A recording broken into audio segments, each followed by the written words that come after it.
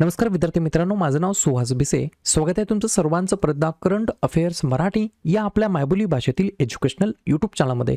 विद्यार्थी मित्रांनो, सर्वप्रथम आपण जर नवीन असताल, पहिल्यांदा या चॅनलवरील व्हिडिओ पाहत असाल तर चॅनलला या ठिकाणी अवश्य सबस्क्राईब सुद्धा करून घेऊ शकता. ठीक आहे.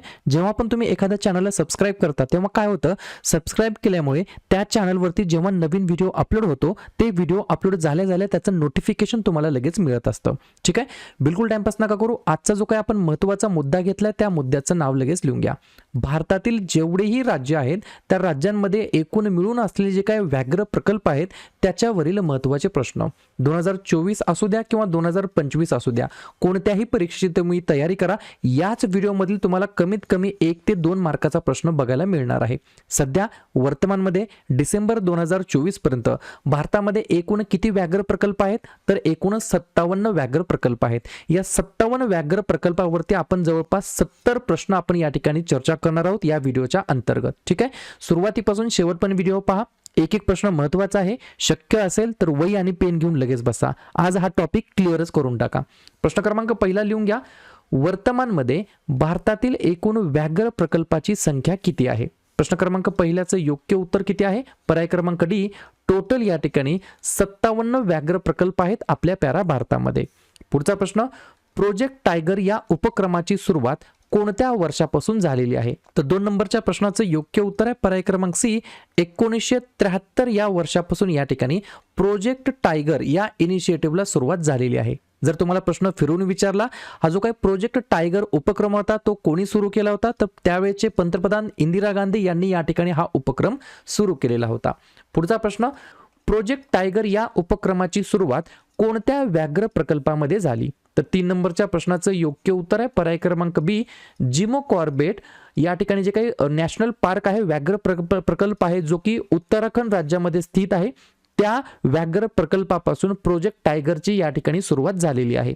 पुढचा प्रश्न, 2022च्या व्याघ्र जनगणनेनुसार भारतामध्ये एकूण वाघांची संख्या किती आहे? तर योग्य उत्तर आहे पर्याय क्रमांक ए, 3167. पहा, लक्षात घ्या, वेगवेगळ्या वेबसाईटवरती वेगवेगळी या ठिकाणी माहिती देण्यात आलेली आहे. 2022चं जे काही टायगर सेन्सस झालं, व्याघ्र गणना झाली, त्याच्यानुसार 3167 वाघांची संख्या आहे. परंतु 29 जुलै 2023 पर्यंत भारतामध्ये वाघांची संख्या अंदाजे 3682 एवढी आहे. किमान संख्या आहे 3167 आणि कमाल संख्या आहे 3925. ही सर्व गोष्ट तुम्हाला साईडला लक्षात ठेवायची आहे.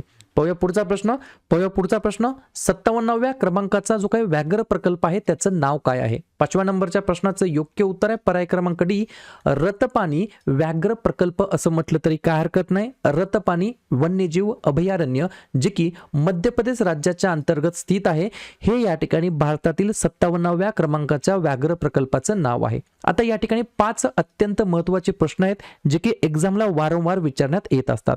जसं की भारतातील पहिलं व्याघ्र प्रकल्पाचं नाव, जिम कॉर्बेट व्याघ्र प्रकल्प कोणत्या राज्यामध्ये स्थित आहे? उत्तराखंड राज्यामध्ये स्थित आहे.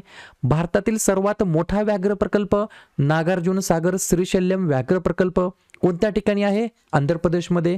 भारतातील सर्वात लहान व्याघ्र प्रकल्प, बोर व्याघ्र प्रकल्प कोणत्या ठिकाणी आहे? महाराष्ट्रामध्ये आहे. आणि व्याघ्र प्रकल्पाची सर्वाधिक संख्या कुठे आहे? तर मध्य प्रदेशमध्ये आहे. टोटल 8 व्याघ्र प्रकल्प त्या ठिकाणी स्थित आहे.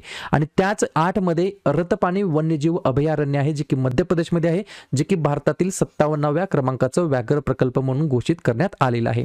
57व्या क्रमांकाचं व्याघ्र प्रकल्प रतपानी वन्यजीव अभयारण्य. ठीक आहे. भारतामध्ये सर्वात जास्त वाघांची संख्या कोणत्या राज्यामध्ये आहे? 6व्या नंबरच्या प्रश्नाचं योग्य उत्तर आहे पर्याय क्रमांक ए, मध्य प्रदेश. लक्षात घ्या, मध्य प्रदेशमध्ये या ठिकाणी किती वाघांची संख्या आहे? तर 785. 2 नंबरला आहे कर्नाटक राज्य, किती संख्या आहे? 563. 3 नंबरला आहे उत्तराखंड राज्य, किती संख्या आहे वाघांची? 560. आणि 4 नंबरला आहे आपलं महाराष्ट्र, टोटल वाघांची संख्या किती आहे? 444. 444444. पुढचा प्रश्न 2019 ते 2021 या 3 वर्षांमध्ये भारताने टिंबटिंब वाघ या ठिकाणी गमावलेले आहेत. 7व्या नंबरच्या प्रश्नाचं योग्य उत्तर आहे पर्याय क्रमांक बी 329 वाघ या ठिकाणी आपण गमावलेले आहेत 2019 ते 2021 या 3 वर्षाच्या कालखंडामध्ये. या ठिकाणी आपल्या चॅनलची जी काही वर्षभराची इयरबुक आहे जानेवारी 2024 पासून डिसेंबर 2024 पर्यंत, या इयरबुक मध्ये काय असणार आहे, किती रुपयाला आहे, हे कसं भेटणार आहे याच्याबद्दल मी तुम्हाला एका मिनिटामध्ये माहिती देतो. लक्षात घ्या, ही जी काही आपली इयरबुक आहे ती 20 डिसेंबरला या ठिकाणी लॉन्च होणार आहे. या ठिकाणी ही इयरबुक जी काही आहे त्याची किंमत किती असणार आहे, याची किंमत फक्त 99 रुपये असणार आहे. ही इयरबुक कशी घ्यायची आहे तर हा जो काही दिलेला स्कॅनर आहे तुमच्या मोबाईलमध्ये तुम्ही फोन पे ओपन करा किंवा गुगल पे ओपन करा. ते ओपन करून या QR कोडला स्कॅन करून 99 रुपये तुम्हाला पाठवायचे आहेत आणि त्याचा स्क्रीनशॉट तुम्हाला या माझ्या मोबाईल नंबरला पाठवायचा आहे 9673058600. गोष्टी समजतात? ठीक आहे. आता या इयरबुक मध्ये तुम्हाला काय मिळणार आहे याचा इंडेक्स तुम्हाला दाखवायचा आहे मला. लक्षात घ्या, 2024 मध्ये टोटल 12 महिन्याचे जे काही वन लाइनर फॉर्मॅट मध्ये क्वेश्चन्स असणार आहेत ते तुम्हाला सेपरेट प्रत्येक महिन्याचे मिळणार आहेत. जसे की जानेवारीचे सेपरेट 150 प्रश्न, फेब्रुवारीचे सेपरेट 150 प्रश्न, अशा प्रकारे मार्च, एप्रिल, मे, जून, जुलै, ऑगस्ट, सप्टेंबर, ऑक्टोबर, नोव्हेंबर आणि डिसेंबर या 12 महिन्याचे सेपरेट परीक्षेच्या दृष्टिकोनातून महत्त्वाचे असलेले 150 वन लाइनर फॉर्मॅटमध्ये चालू घडामोडीचे प्रश्न तुम्हाला बघायला मिळणार आहेत. हे 12 महिने झाले की याच्यानंतर 30 अत्यंत महत्त्वाचे मुद्दे आहेत जे की परीक्षेच्या दृष्टिकोनातून अत्यंत महत्त्वाचे आहेत. त्याच्यावरती सुद्धा तुम्हाला वन लाइनर फॉर्मॅटमध्ये प्रश्न मिळणार आहेत.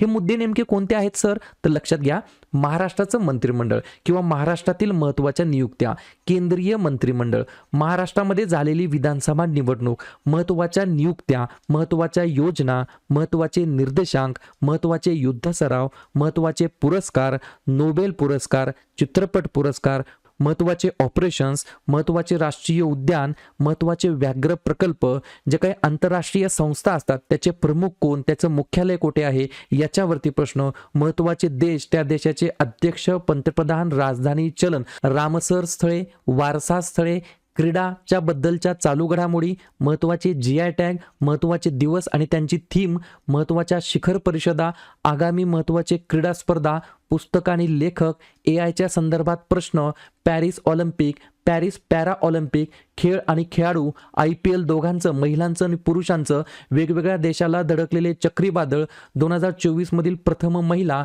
आणि 2024 मध्ये झालेल्या परीक्षांमध्ये आलेले चालू घडामोडीचे प्रश्न.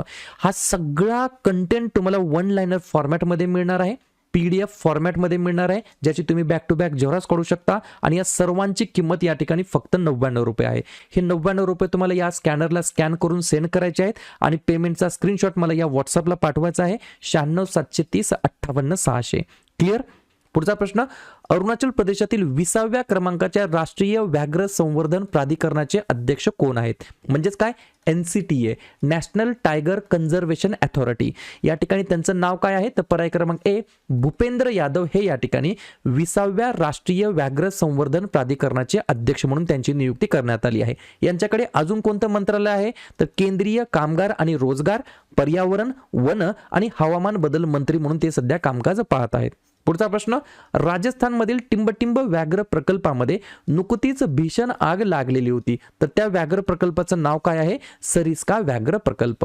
पाहूया पुढचा प्रश्न, वाघांची संख्या दुप्पट करण्यासाठी TX2 पुरस्कार कोणत्या व्याघ्र प्रकल्पाला मिळालेला आहे तर पर्याय क्रमांक सी सत्यमंगलम व्याघ्र प्रकल्पाला मिळालेला आहे. मला फक्त कमेंट करून सांगा हे जे काही सत्यमंगलम व्याघ्र प्रकल्प आहे कोणत्या राज्यामध्ये स्थित आहे. आता काय करूया, जे काही 58 व्याघ्र प्रकल्पाची यादी आहे आपल्या भारतातील, ती प्रत्येक राज्यामध्ये किती व्याघ्र प्रकल्प आहेत, त्या व्याघ्र प्रकल्पाची नावे काय आहेत त्याच्यावरती आपण रिव्हिजन टाकूया.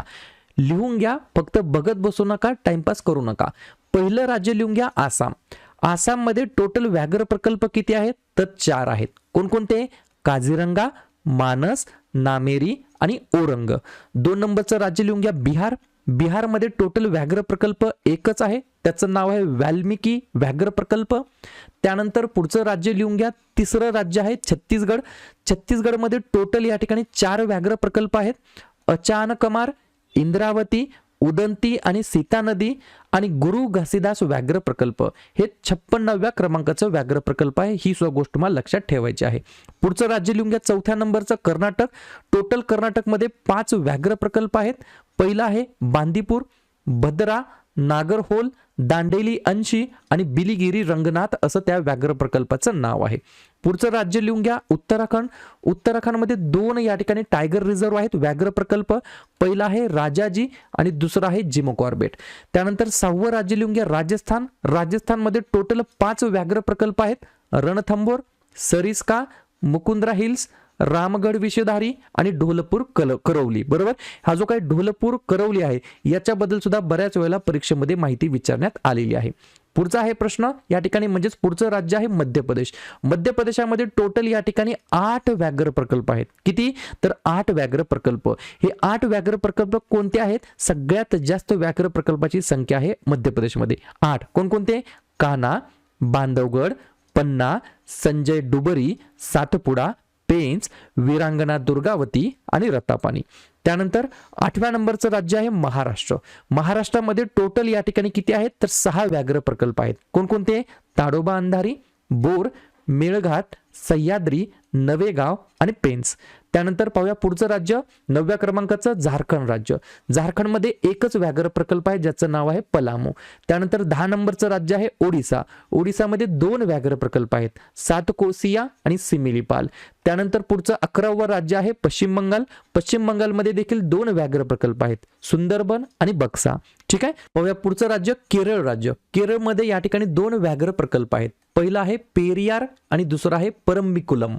त्यानंतर 13वं राज्य आहे अरुणाचल प्रदेशमध्ये 3 या ठिकाणी व्याघ्र प्रकल्प आहेत. पहिला आहे नामदाफा, दुसरा आहे पक्के आणि तिसरा आहे कमलंग. त्यानंतर 14वं राज्य आहे उत्तर प्रदेश. याच्यावरती सुद्धा प्रश्न विचारले जातात. 3 व्याघ्र प्रकल्प आहे. पहिला आहे दुधवा, दुसरा आहे पिलीभीत आणि तिसरा आहे राणीपूर व्याघ्र प्रकल्प. 15वं राज्य आहे तमिळनाडू. तमिळनाडूमध्ये टोटल 5 व्याघ्र प्रकल्प आहेत. अनमलाई, मुदुमलाई, श्रीविल्लीपुथूर मेघामलाई, कलकड मंडनथुराई आणि सत्यमंगलम. मी मगाशी विचारलं होतं सत्यमंगलम या ठिकाणी व्याघ्र प्रकल्प कुठे आहे? तर तमिळनाडूमध्ये. ज्याला TX2 वाघ जी काय संख्या आहे वाघांची ती दुप्पट करण्याबद्दल त्याला पुरस्कार या ठिकाणी देण्यात आला होता. पुढचं राज्य आहे मिझोरम. मिझोरममध्ये एकच व्याघ्र प्रकल्प आहे डंपा नावाचं. पुढचं राज्य आहे आंध्र प्रदेश. आंध्र प्रदेशमध्ये देखील एकच व्याघ्र प्रकल्प आहे नागार्जुन सागर श्रीशैल्यम. आणि या ठिकाणी पुढचं राज्य आहे तेलंगणा. तेलंगणामध्ये 2 व्याघ्र प्रकल्प आहेत, कवल आणि अमराबाद नावाचं. क्लिअर. आजच्या व्हिडिओमध्ये आपण काय पाहिलं?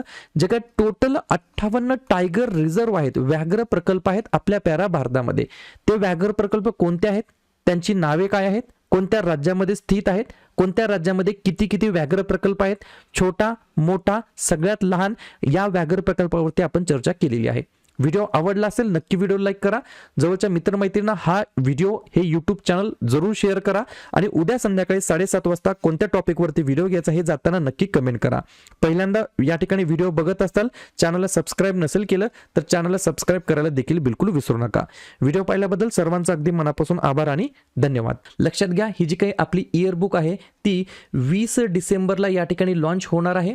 या ठिकाणी ही इयरबुक जी काही आहे त्याची किंमत किती असणार आहे? याची किंमत फक्त 99 रुपये असणार आहे. ही इयरबुक कशी घ्यायची आहे? तर हा जो काही दिलेला स्कॅनर आहे तुमच्या मोबाईलमध्ये तुम्ही फोनपे ओपन करा किंवा गुगल पे ओपन करा.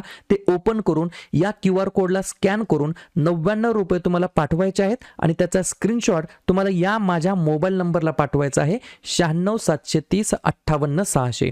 गोष्टी समजतात? ठीक आहे. आता या इयरबुकमध्ये तुम्हाला काय मिळणार आहे याचा इंडेक्स तुम्हाला दाखवायचा आहे मला. लक्षात घ्या, 2024 मध्ये टोटल 12 महिन्याचे जे काही 1 लाइनर फॉर्मॅटमध्ये क्वेश्चन्स असणार आहेत ते तुम्हाला सेपरेट प्रत्येक महिन्याचे मिळणार आहेत. जसे की जानेवारीचे सेपरेट 150 प्रश्न, फेब्रुवारीचे सेपरेट 150 प्रश्न, अशा प्रकारे मार्च, एप्रिल, मे, जून, जुलै, ऑगस्ट, सप्टेंबर, ऑक्टोबर, नोव्हेंबर आणि डिसेंबर या 12 महिन्याचे सेपरेट परीक्षेच्या दृष्टिकोनातून महत्त्वाचे असलेले 150 1 लाइनर फॉर्मॅटमध्ये चालू घडामोडीचे प्रश्न तुम्हाला बघायला मिळणार आहेत. हे 12 महिने झाले की याच्यानंतर 30 अत्यंत महत्त्वाचे मुद्दे आहेत जे की परीक्षेच्या दृष्टिकोनातून अत्यंत महत्त्वाचे आहेत. त्याच्यावरती सुद्धा तुम्हाला वन लाइनर फॉर्मॅटमध्ये प्रश्न मिळणार आहेत. हे मुद्दे नेमके कोणते आहेत सर? तर लक्षात घ्या, महाराष्ट्राचं मंत्रिमंडळ किंवा महाराष्ट्रातील महत्त्वाच्या नियुक्त्या, केंद्रीय मंत्रिमंडळ, महाराष्ट्रामध्ये झालेली विधानसभा निवडणूक, महत्त्वाच्या नियुक्त्या, महत्त्वाच्या योजना, महत्त्वाचे निर्देशांक, महत्त्वाचे युद्ध सराव, महत्त्वाचे पुरस्कार, नोबेल पुरस्कार, चित्रपट पुरस्कार, महत्त्वाचे ऑपरेशन्स, महत्त्वाचे राष्ट्रीय उद्यान, महत्त्वाचे व्याघ्र प्रकल्प, जे काही आंतरराष्ट्रीय संस्था असतात त्याचे प्रमुख कोण, त्याचं मुख्यालय कुठे आहे याच्यावरती प्रश्न, महत्त्वाचे देश, त्या देशाचे अध्यक्ष, पंतप्रधान, राजधानी, चलन, रामसर स्थळे, वारसा स्थळे, क्रीडाच्या बद्दलच्या चालू घडामोडी, महत्त्वाचे GI टॅग, महत्त्वाचे दिवस आणि त्यांची थीम, महत्त्वाच्या शिखर परिषदा, आगामी महत्त्वाचे क्रीडा स्पर्धा, पुस्तक आणि लेखक, AIच्या संदर्भात प्रश्न, Paris Olympic, Paris para Olympic, खेळ आणि खेळाडू, IPL दोघांचं, महिलांचं आणि पुरुषांचं, वेगवेगळ्या देशाला धडकलेले चक्रीवादळ, 2024 मधील प्रथम महिला आणि 2024 मध्ये झालेल्या परीक्षांमध्ये आलेले चालू घडामोडीचे प्रश्न. हा सगळा कंटेंट तुम्हाला वन लाइनर फॉर्मॅटमध्ये मिळणार आहे, PDF फॉर्मॅटमध्ये मिळणार आहे, ज्याची तुम्ही बॅक टू बॅक झेरॉक्स काढू शकता. आणि या सर्वांची किंमत या ठिकाणी फक्त 99 रुपये आहे. हे 99 रुपये तुम्हाला या स्कॅनरला स्कॅन करून सेंड करायचे आहेत आणि पेमेंटचा स्क्रीनशॉट मला या व्हॉट्सअपला पाठवायचा आहे. 96 730 58 600. क्लिअर?